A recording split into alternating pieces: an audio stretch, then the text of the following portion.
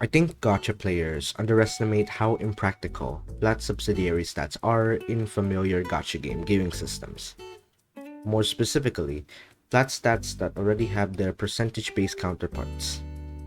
Their ineffectiveness in comparison to those said counterparts are very noticeable.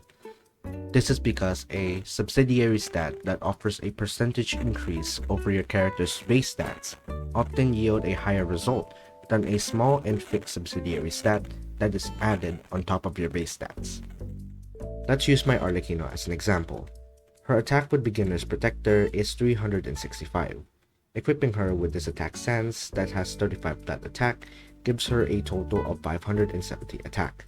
That's 365 plus 46.6% of 365, followed by the addition of the 35 flat attack.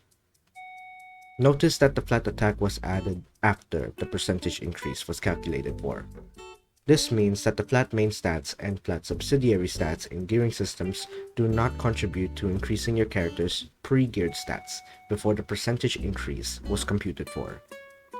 If you research and compare the flat substat values and their percentage counterparts, their overall improvement to your character's stats would only appear to be similar if you simply take the true base stat of any character, calculate for both cases, then compare the results.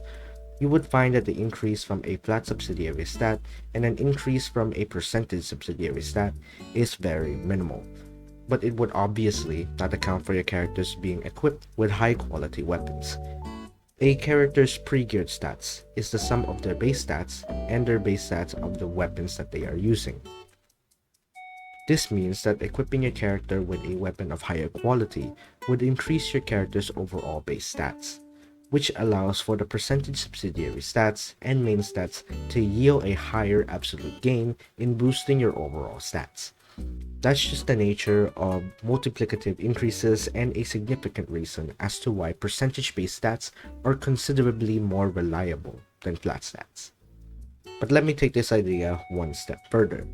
By using a simple combination formula to calculate all subsidiary stat combinations with and without flat subsidiary stats, we get this small table of oversimplified yet noteworthy results for these four gacha games gearing systems.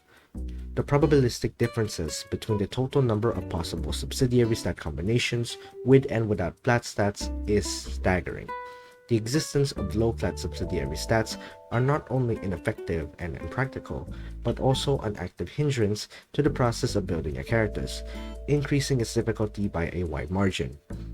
Every time that you look at your artifacts, relics, disk drives, and echoes, the combination of subsidiary stats that you have is uniquely one of these possible combinations.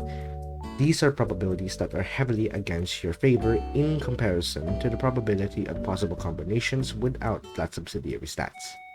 And this isn't even accounting for the probability of obtaining a specific main stat from a particular set that you need, or the probability of higher rolls and low rolls in subsidiary stats that are present in the gearing systems of Genshin Impact, Wuthering Waves, and Honkai Star Rail. Revamping or removing flat subsidiary stats would offer players a much higher chance to obtain a piece that contains the necessary subsidiary stats that they are looking for. In the end, flat subsidiary stats that already have the percentage-based counterparts should either have a complete overhaul or be removed entirely.